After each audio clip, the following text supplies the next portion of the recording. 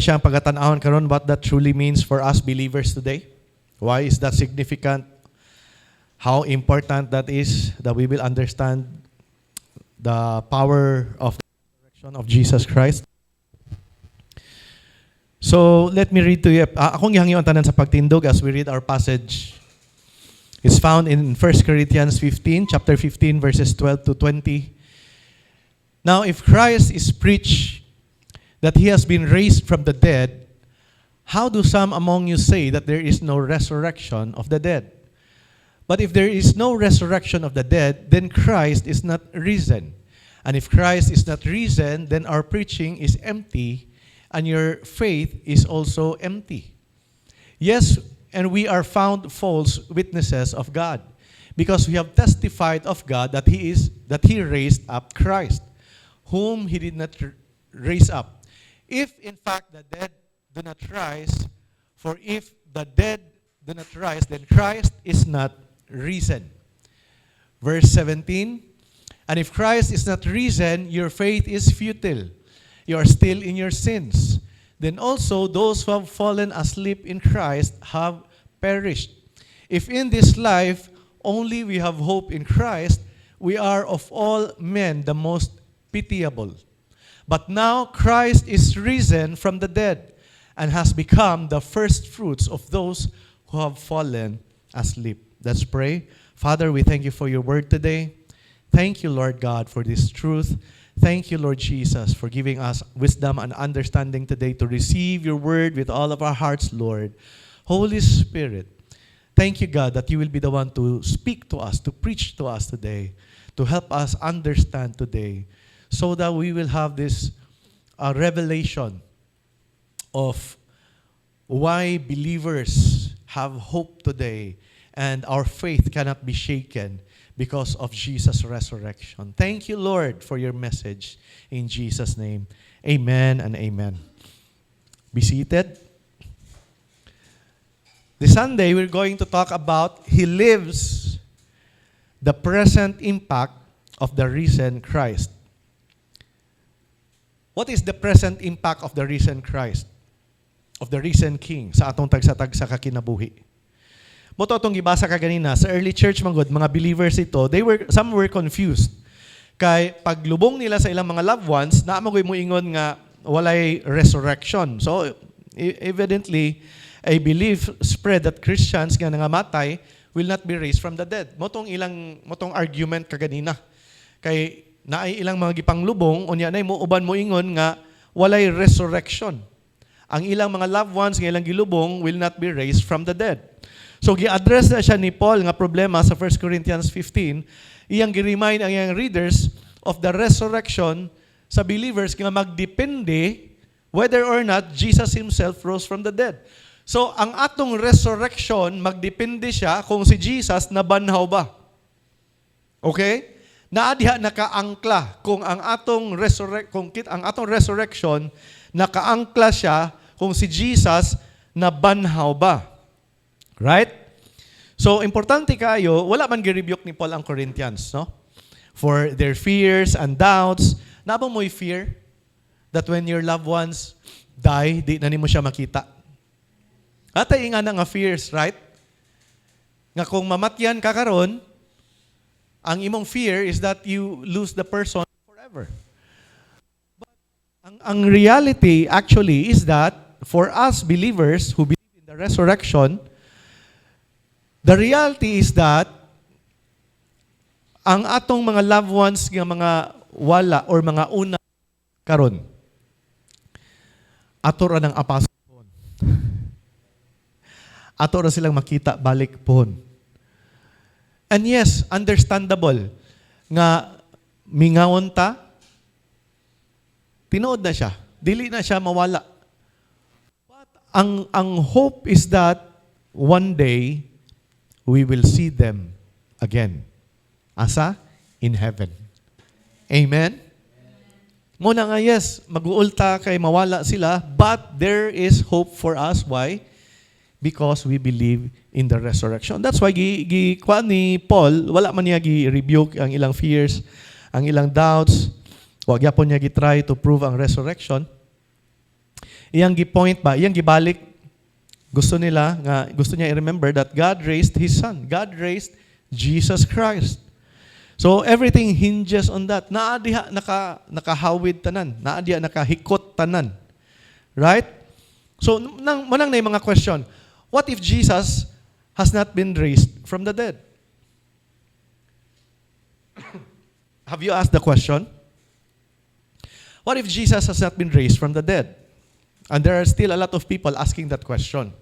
Now, ingon pa ni Billy Graham, one of the famous kay nga evangelist, ayun siya, if I were an enemy of Christianity, I would aim right at resurrection because that is the heart of Christianity. Kung kontra daw niya ang Christianity, ang iyag yung daoton nga doktrina or pagtuo is ang pagkabanhaw ni Jesus. Nga naman, it is the heart of Christianity. Mo na ang foundation sa Christianity. Right? That's why, kaning question nga, what if Jesus has not been raised from the dead? Hangtod karon ga-echo pagyapon siya. Wala man sila makaangkla sama sa atong pagtuo diha kang Jesus. They don't have the same understanding sa atong kaluwasan diha kang Jesus. Secure man ta. The moment that we made Jesus the Lord of our life, secure na ta diha sa iya. Right? Secure ta. Kabalo ta, puhon, mag-uban ta sa iya. When we say goodbye to this earth, kung mahitabo man na siya before nga mobalik siya, no, before the rapture, then we will be seeing Jesus. We will be with Him forever. So ang question is, did the resurrection really happen? Interesting, no? Did the resurrection really happen? Now, na yung mga arguments. The most common arguments people give as to why the resurrection did not take place. Tapos may idea nga naan ni siya, ga-exist ni siya. Mga arguments. Daghan kayo ni siya, pero ako lang gipili ang gamay. Gamay ra, no? Ato lang siyang hisgutan gamay. No? Common arguments people give as to why the resurrection did not take place. Ang pinakauna is that the swoon theory. Some ng swoon theory.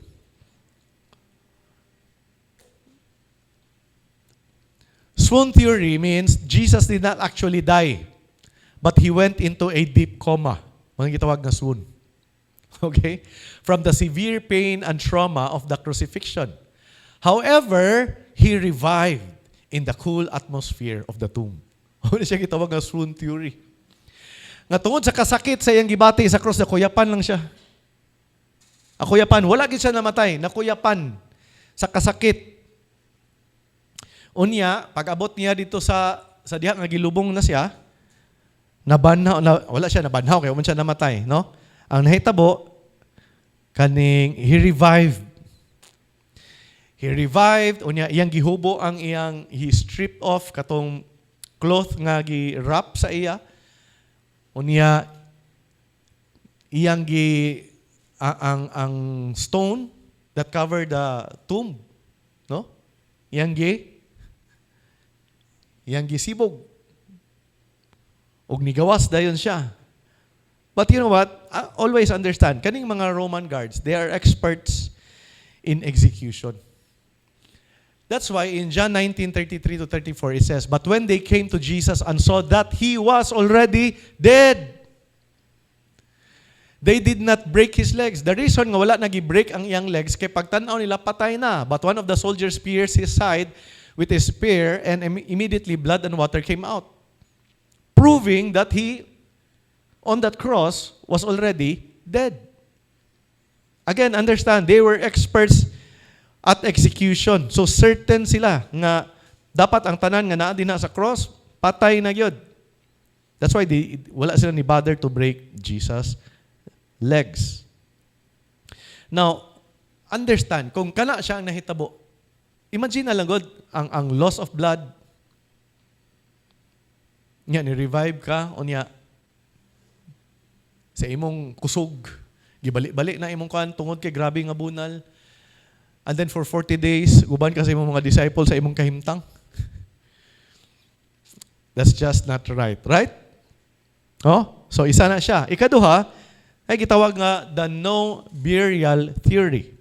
Unsa man po na siya. Jesus was never put in the tomb to begin with. Instead, he was thrown into a mass grave for criminals according to Roman custom.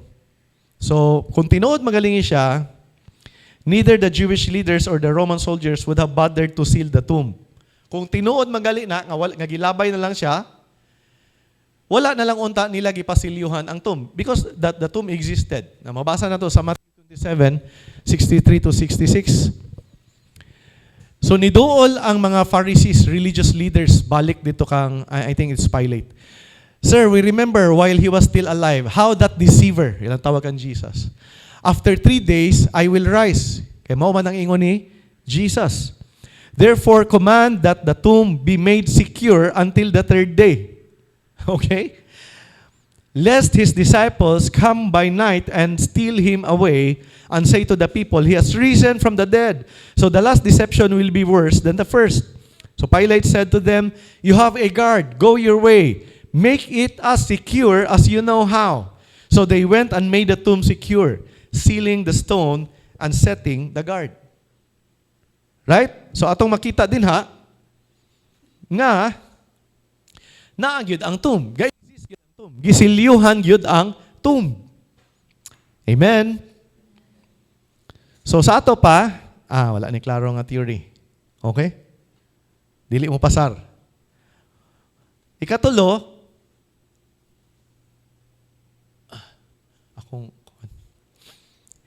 the mass hallucination theory. Unsa man giingon sa mass hallucination theory? Ang giingon din ha, everyone who claimed to see the risen Lord was hallucinating out of an earnest desire to see Jesus alive again. So nag-hallucinate sila. They were hallucinating that they saw Jesus. Okay? But ang reality was, ang disciples ni Jesus, wala gali nag-expect na si Jesus will be resurrected. Kabalo ba mo na? That's why they left. Because wala sila nag-expect that that Jesus would be resurrected. It came as a total shock para sa ilang tanan. No? So 1 Corinthians 15:3-6. Nag-ingon diha, for what I receive I pass on to you as of first importance, that Christ died for our sins according to the scriptures, that he was buried, that he was raised on the 3rd day, scriptures, and that he appeared to Cephas, and then to the 12. After that, he appeared to more than 500 of the brothers and sisters at the same time, most of whom are still living, though some have fallen asleep. During that time, ang uban, buhi pa ang uban, nangamatay na. But, pila ang nakakita? More than 500 people. Sa ato pa, same ang hallucination. Kita na si Jesus sa banhaw. Okay? Muna siya ang gikwan din na sa mass hallucination theory. But always understand, ang resurrection is not just a figment of imagination. Dili buhat-buhat sa tao. Dili siya hallucination. Jesus did not just appear to his disciples. Right? O, padayon ta. Napay isa. The stolen body theory. Ang pasabot ana is that Jesus' disciples took his body in order to fulfill Jesus' words. Para lamang nga ma-fulfill ang giingon ni Jesus, ilang gikuha ang lawas si Jesus para mahimong empty ang tomb. Remember, there were guards there. Roman guards.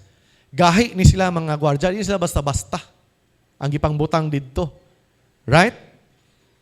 Unsaon nila pagkawat, nga sila manggali, mga talawan, nanaga na manggani tungod sa kahadlok, kalit lang lugar sila na isog. Right? It's just absurd, no? So, mo nang sa Matthew 28:11-15, while the women were on their way, kay giingnan na sila ni sa angel, no, that Jesus has been resurrected, o giingnan nila mga babae nga ingna ang mga disciples. So when the women were on their way, some of the guards went into the city and reported to the chief priests everything that had happened. When the chief priests had met with the elders and devised a plan, they gave the soldiers a large sum of money, telling them, unsay lang ingon, "You are to say, his disciples came during the night and stole him away while we were asleep." Nanghawa na ang mga guards. Now, ato nang makita. Ako ipakita karon taon-taon. Ganun nanghawa naman ang mga guards. Okay? So, tungod kay nanghawa mga guards, giingnan nila, gisugo sila, no? Gibribe sila. "You are to say, his disciples came during the night and stole him away while we were asleep." Nakatulog sila. Grabe, no? Wa gyud kamata nga muna na sa mga disciples gyud sibog ang sana ang stone nga nag-cover sa tomb. Now, Matthew 28, balik ta earlier ani nga kwan or previous. This is what really happened. After the Sabbath, at dawn, on the first day of the week, Mary Magdalene and the other Mary went to look at the tomb. Adto sila, gitanaw nila ang tomb. There was a violent earthquake, for an angel of the Lord came down from heaven and going to the tomb, rolled back the stone and sat on it. His appearance was like lightning, and his clothes were white as snow. The guards were so afraid of him that they shook and became like dead men. Wala sila nakatulog. They were as dead. Why? Nakita nila ang isa ka angel. Like lightning ang iyang appearance. And they were so frightened. They were so fearful. No? And they fell like dead men. Mo siya ang reason. That's the reason na wala na nila nakita si Jesus. Siguro pagkakita na nila, naabli na ang tomb. And also take note, ang tomb, ang stone that covered the tomb was not removed para makagawa si Jesus. It was removed so that the people from the outside can see that Jesus is no longer there. Pwede man mo gawa si Jesus sa iyang gahom, resurrected body. Pwede siya mo gawas, bisag dili ablihan. Ingana ang iyang gahom, resurrected body. But the tomb was opened so that those people from the outside will see that their Savior has already risen from the dead. Amen? Hallelujah. Grabe ka powerful, right? Now, all the disciples, tanan disciples except John the Beloved. Listen to this. All the disciples except John the Beloved were martyrs for the faith. Tanan sila nangamatay tungod sa ilang pagtuo. Tanan gipang patay. Na ay gi-crucify nga, ingon siya nga, I'm not worthy to be crucified like Jesus, so gibali siya. Naayang ulo sa ubos. Naay isa ka disciple nga gigabas. Gitunga ang lawas. Right? Naay beheading. Lahi ilang mga kamatayon except kang John. John di man mamatay. Gibubuan no, di mamatay. Wala ilan na lang gi kuan no. Sa tawana, gi-exile. Alawgawa ni tawhana di man mamatay, gi-exile. That's why ni record ni John ang revelation, yang nasulat. No? Mo ang purpose. Napay siya purpose. So, they were all martyrs for the faith. Would they have been willing to suffer and die for something they made up? If ever ang resurrection dili tinuod, willing ba sila nga mamatay? Ikaw, willing ba ka nga mamatay sa imong bakak? Sila tanan lugar, for example, bakak tanan ang resurrection. Unya, mao'y gipagawas nga gikawat manggod. So, moto'y ni-spread nga news. Nga gikawat manggod. Pero anong willing man mamatay ang mga disciples kung bakak na? Would you die for something that's not true? Sa diha nga gipang patay na sila, even ilang mga family sa diha nga gipang patay, wala bay mo ingon, wala bay mo expose nga dili na ni pwede madamay akong family, akong expose. Wala bay isa nga moingon dito nga bakak na tanan. Pero nganong wala may niingon nga bakak na kay tinuod nga nakita nila si Jesus nga nabanhaw. Amen. That's the reason they were not afraid to die. Why? Because Jesus resurrected. That means they will also be resurrected. They will be with Him forever. What's the fear of dying? Why do they have to fear death? When they saw Jesus alive. Sabi ito nga kita, wa man tayo kahadlukan. Kita mga Kristohanon, wa man tayo kahadlukan mamatay. Apa ba yung hadlok sa inyo nga mamatay? Sa una, mahadlok mangyapon ko mamatay. Karon dili na. Ano man? Secure man ko dito. Of course, maluoy lang ta. Ato man ang emotion. Ay, mga bata, luoy kayo. Saan na lang ni sila wala ko? Naay, Ginoo. Diba? Huwag na mga bata, simba ko pa. Eventually, we'll die.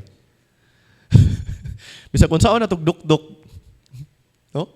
Saan na ni magduk-duk sa maso din na. All of us will eventually die. Pero dili ta angay mahadlok sa kamatayon. Tungod kay naay pagkabanhaw. Biha kang Kristo Jesus. So, let's go back to the question earlier. What if Jesus wasn't raised from the dead? What if lang? Ato lang nahapitan. Kay giingon man na ni Apostle Paul. Iya man ang ipasabot, no? Wait lang. Ako pa napadayon nun. Basa. Matthew 28, 1-7, verse 5 na. The angel said to the women, "Do not be afraid, for I know that you are looking for Jesus, who was crucified. He is not here. He has risen, just as He said." Mo'y ni Jesus, mo'y matuman. Amen? Kung sa iyang gingon, kamatuuran. Come and see the place where He lay. Then go quickly and tell His disciples, He has risen from the dead and is going ahead of you into Galilee. There you will see Him. Now I have told you. Okay? So let's go back to the question earlier. What if Jesus wasn't raised from the dead? Sama sa atong gibasa ka ganina, na mo start na lang ta sa verse 17, no? Ato isang ilak doon. Pinakauna sa tanan. Our faith is worthless. Kani atong belief. Kana imong gibarugan nga pagtuo, worthless na siya. Unsa man ang faith, unsa man ang faith, unsa man ang belief. Kani atong gituohan kang about kang Jesus. About God the Father, about God the Son, about God the Holy Spirit. Kana tanan atong gituohan about sa ila. Kaning gituohan nato diri sa iyang pulong. Tanan ng mga saan nga iyang gibuhian, worthless siya kung wala na banhaw si Jesus. That's why in verse 17, sa atong gibasa ganina, in 1 Corinthians 15, and if Christ is not risen, your faith is futile. Unsa man ang futile? Worthless, empty, vain, walay value. Kani atong pagsimba-simba, wala ni value kung wala na banhaw si Jesus. As may pang nagpuyo na lang sa balay. Amen. Pero nganong naamang ka? Kay nabanhaw ang atong Dios. That's why we are willing to come here every Sunday. That's why you are willing to serve Him every Sunday. Why? We are serving a risen King. Amen. Wala taga dahom nga unta kato atong gi kani atong gi kanta-kantahan no nabanhaw gyud unta to ba? Kaniyo ta pag atong hatag-hatag no iya gyud unta ding ulian ba? Wala kasiguraduhan kung wala na banhaw. Pero kung sigurado man ang atong mga pagsimba kay nabanhaw siya. Amen. That's why without the resurrection, Christian faith becomes meaningless. Meaningless, tanan. Sacrifice, tanan. Preaching of the word, meaningless. Tanan mga community efforts na to bless a community, tanan hatag-hatag na to dito, and sharing about Jesus Christ will be worthless, will be meaningless. If Jesus did not rise from the dead, it's not true. Then it's not true that He is the way to the Father.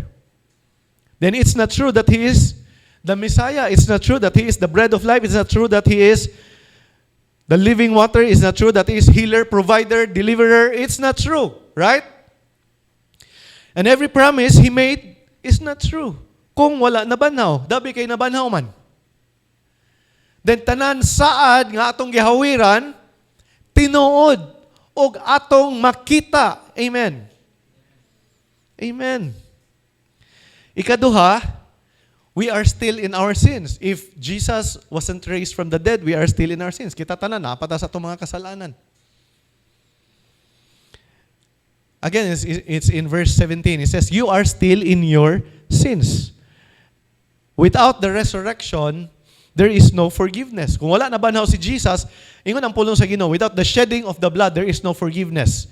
Yes, ato nang gituuhan. Jesus shed His blood on the cross, so there is forgiveness. But you know what? Asa na siya naka-hinge gihapon?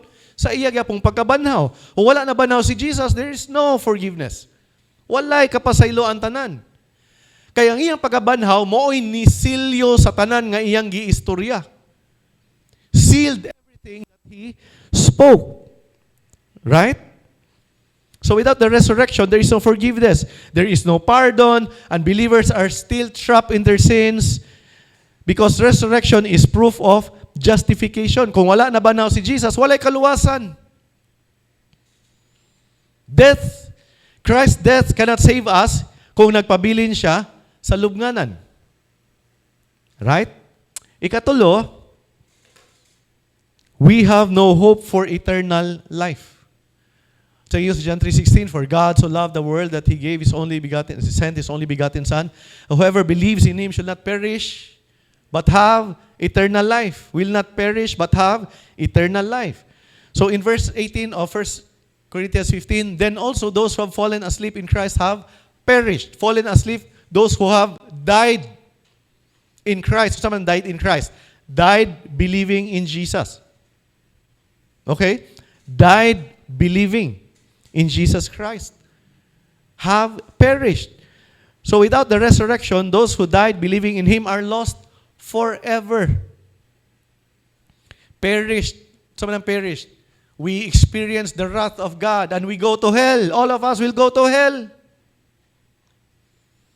If Christ was not raised from the dead, we are lost forever.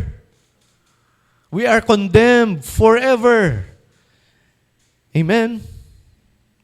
That's why you have to understand nganong powerful man kaini ang resurrection. Right? Kung wala na banhaw si Jesus, then death has won the final battle. Then death has won the final battle. Mas gamhanan dahi ang kamatayon. Pero kay nabanhaw man si Jesus, that means mas gamhanan si Jesus kaysa kamatayon. Amen. Our worst fears, mo nang akong gingon kaganina. So, when we die or when our loved ones die, walay angay kahadlukan. No? Knowing that we will see them again. Knowing that we will see them again. So the promise of resurrection for believers is entirely dependent on Christ's resurrection. Ikaapat, we are to be pitied above all men. No? In verse 19, if in this life only we have hope in Christ. In this life. Kung diri lang ang atong paglaom naa diha kang Kristo, pero walay klaro pohon, diri lang. Walay klaro sa kamatayon, diri lang. Sa giyon din na, we are of all men the most pitiable. Kitang pinaka makaluluoy nga mga klase nga tao. Totoo manggod mo anang Kristo, wala na banhaw. Kita unta ang pinakaluoy. Mo na ang gipasabot din na. We are to be pitied above all men. Without the resurrection, the life we have chosen to live as believers are pitiable and foolish. And sometimes people, well-meaning people, na yung mga muingon nga, even if Christianity is not true, is still the best way to live. Best way to live. Nung nagitawag nonsense. Kung dili na siya tinuod, nganong imo man ang puyan nga kinabuhi? Right? If Jesus did not rise on the third day, kato atong gikanta kagina nga, what a beautiful name is just a beautiful song. What a beautiful name it is. The name of Jesus will just be a beautiful song. Kung wala siya nabanhaw. Dili siya based on truth. If Jesus did not rise, our prayers are empty. Tanan nga atong pagkanta, tanan atong mga pag-awit, tanan nga atong pag-alaga, they are empty. Tanan preaching, every Sunday that I would preach is in vain. Atong preaching sa gawas, atong preaching sa mga companies, everything is in vain. Kung wala na banhaw si Jesus Christ, our missionary work is useless. The church itself is in danger because it stands for something that is not true. Then church alive, kitsa may mo too, kung si Jesus wala na banhaw. Ang atong name nga church alive will also be a lie. If Jesus was not alive, is not alive. Asa man nata naka-hinge ang atong declaration sa church, name sa church? Sa iyang pagkabanhaw.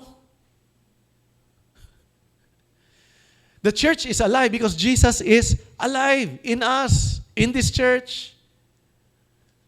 Dili tungod kay gagather ta, hoping nga nabanhaw siya. Nag-gather ta tungod kay nasayod ta nga nabanhaw siya. Amen. Amen. So we're not just talking nonsense. At least ba, no? Makahatag og kwan sa yung mga kasing-kasing ba nga, at least kaning giyaw-yaw sa among pastor.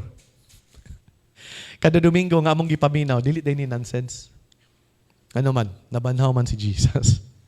Amen, church. Amen. Right? So the central premise of Christianity hinges entirely on the literal resurrection of Jesus. Right? Naadiha nakahang sa word na if Jesus did not rise. But Christ is risen from the dead. That's why in verse 20, padayon na natong basa. Sa verse 20, gingon din ha, no? Our faith is meaningful and effective. Wala na ako na-apil ang verse 20. Verse 20 says, but now Christ is risen from the dead. Christ is risen from the dead. Can you say amen? Amen. So, atong i-reverse tanan ang atong gitanaw kaganina, nga gingon ni Paul, right? Sa atong gingon kagina, our faith is futile, we are still in our sins. Now, because Jesus Christ has risen from the dead, atong i-reverse tanan. Okay? So, our faith now is meaningful and effective. Na ay meaning, na ay purpose ang atong pag-ani. Ang atong faith, ang atong pagtuo kang Jesus. Dili lang ni kanang unta, dili lang ni kaning unsay tawagan na walay klaro, na ay klaro kaayo. Right? Klaro kaayo. Kaning atong pagtuo, lig-on kaayo. Sa tanan nga nag-declare nga sila Dios. Sa tanan, Muhammad, Confucius, kitsa pay uban, daghan kayo, Buddha. Kung mag-roll call karon, tanan ingon present na pagyapon sa lubnganan.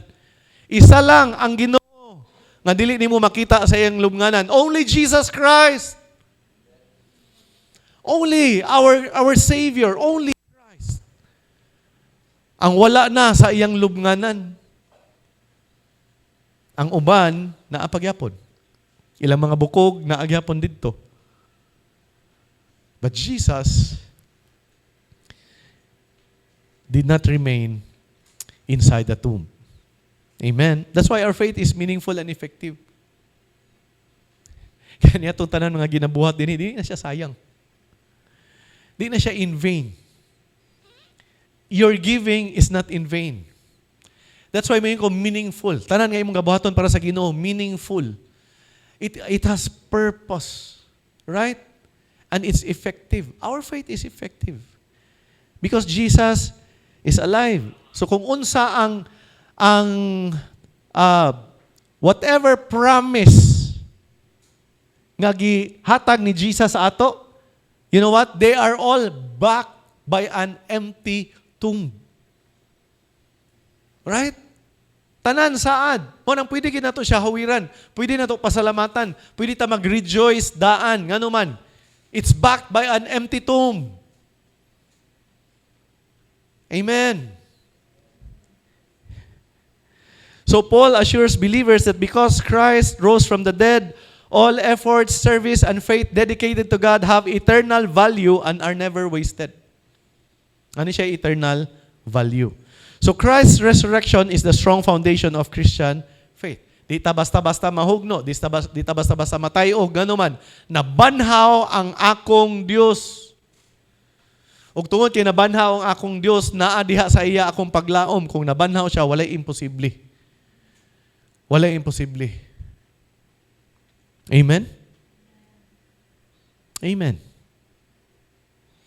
That's why we are not ashamed to preach the gospel of Jesus Christ. We are not ashamed. We are not ashamed to put this on social media. We are not ashamed to preach the gospel of Christ because Jesus Christ has risen from the dead. Ikaduha, we are completely forgiven. Kaganina, di ba nang ingon, we are still in our sins? Now, we are completely forgiven. Hallelujah. Thank you, Lord. Thank you, Lord.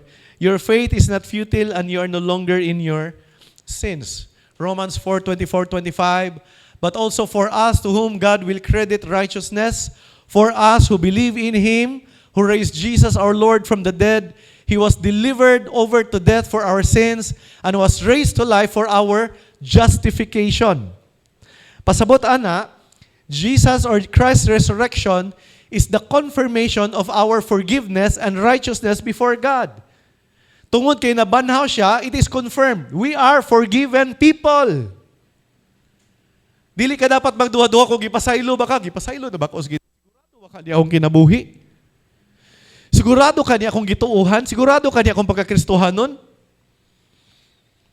But because Christ was resurrected, it confirmed that you are forgiven and you are now righteous before God. You have right standing before God. You have access to God 24/7. Amen. You have the favor of God. You have the love of God. You have the blessing of God. You have the hand of God. You have all the blessings of God. You just need to come before Him. Sa atong giisgutan last Sunday because you have access to the very presence of God. So ayaw pagduha-duha, naana kay kapasayloan sa tanan nimo mga sala. God raised Jesus from the dead because we have been declared righteous. It means God accepted Christ's sacrifice for the forgiveness of our sins. Jesus was the ultimate sacrifice. And because He was resurrected, that means accepted ang perfect sacrifice. And because ang sacrifice was accepted, we have now forgiveness. Amen, church? The power of sin over us is broken. That's powerful. And by that same resurrection power, our lives are being transformed.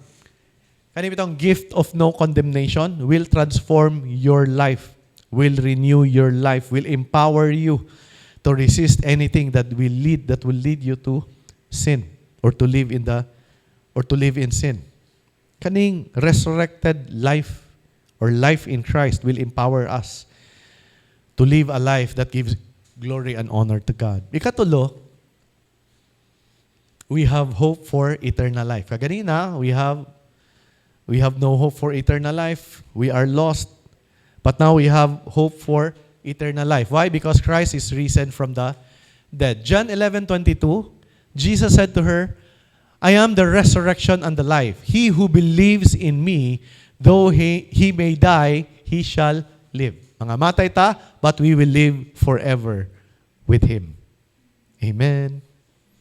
That's why we have hope for eternal life. You will not be lost forever. Dili ka makaingon nga, asa ka tapag human pag mamatay ta ba? Are you still asking that question? Because some people would say nga, pagkahuman, mamatay, dili na kita. Walay afterlife. Wala kita kabaluog asa. Diri na kita taman. No, there is a heaven, there is a hell. There is a heaven and there is a hell. And the reason that people go to hell is not because of sin, but because they reject Jesus as the perfect sacrifice to remove your sins. Tungod kay gi-reject, dili man ang sala sa tao mo makapaadto sa tao sa impyerno. Ngano man, gibayran naman. Pero kung dili nimo dawaton ang bayad, di nimo i-avail ang bayad, di ba? Tagaan kag receipt. Gibayran na tanan. Na di nimo dawaton. Ako ng trabahoon. That's why people go to hell, not because of sins, but because of rejection to the Savior. Gi-reject ang Savior. Amen? I know some people mo argue Di ba di sala ang makaadto sa ato sa impyerno? Kung wala nagpakamatay si Jesus. Kaya nagpakamatay man siya, unya ang imong sala tuaman sa iya. Siya man ang niadto sa impierno. Unya iya man gikuha ang yabi dito kang Satanas o iya man gipakaulawan si Satanas og tanan niya mga minions.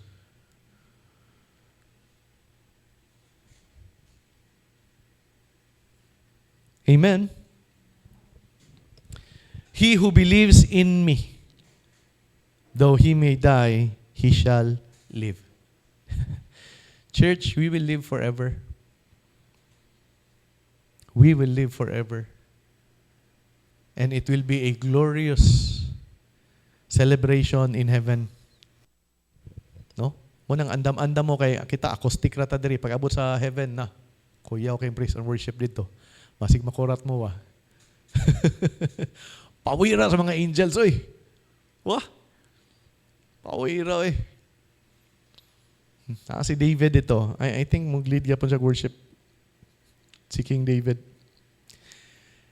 Lastly, so Christ's resurrection eliminates the fear of death, replacing it with the assurance of everlasting life with God.